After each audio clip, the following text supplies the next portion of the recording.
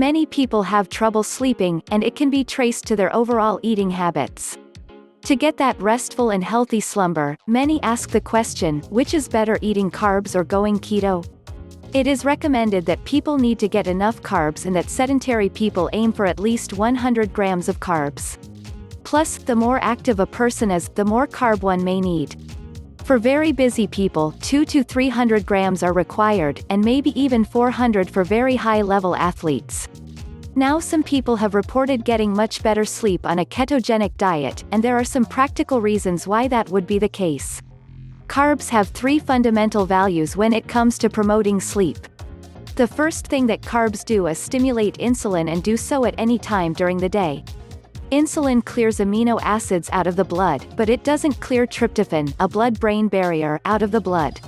Tryptophan can get into the brain more quickly since competing amino acids are lower. Tryptophan converts into serotonin and then finally into melatonin, which tells the body that it's time to go to sleep. A body needs to get tryptophan to the brain at any point during the day, and carbs can help with that to get the melatonin there later at sleep time. Carbs suppress the waking signal in the brain. In this case, a person probably wants the carbs closer to bed to get that effect. Carbs make sure that the body's liver has sufficiently stored glycogen, which is used to store carbohydrates, to be released as glucose after supper. Otherwise, at night, the body's blood glucose can sink, possibly resulting in a reaction of cortisol and even adrenaline, making it hard to fall asleep or wake the body up in the middle of the night. One benefit of a ketogenic diet is that it can be helpful when dealing with epilepsy. It has been anecdotally reported that an original research into the benefits of a keto diet was to help children with epilepsy to start sleeping better. One of the best verified effects of the ketogenic diet is that it protects against epilepsy and could promote a healthier sleeping because it alters the balance between glutamate and GABA in the brain.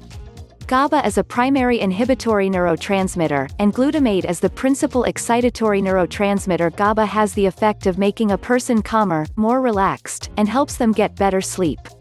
So, how might we navigate the difference between a low-carb diet or the keto diet? We must think of how to affect the sleeping processes in such a way that gives a person the freedom to choose which overall process works best for them.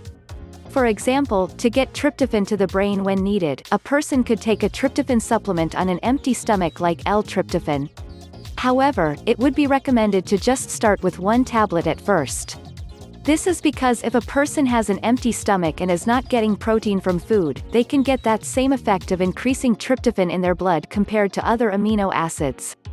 After all, they are not eating other protein.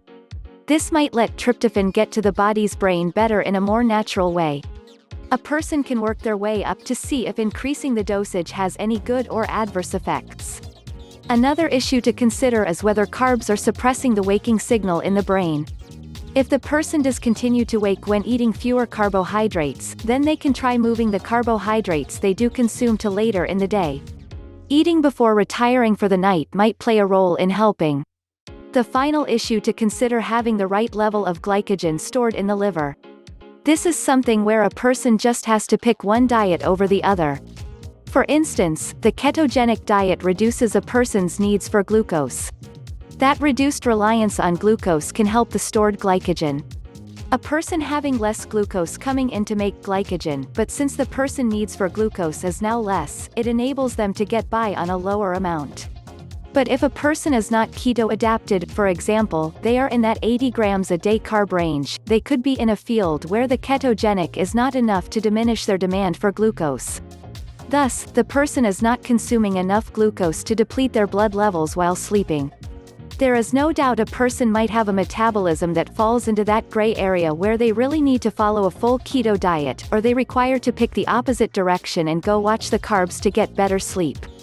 If the keto diet works for best for a person to get better sleep, but it does not work for them in other ways, or it's not something that they want to follow for a long time, they should consider looking into different alternative ways to alter that needed balance between glutamate and GABA in the brain.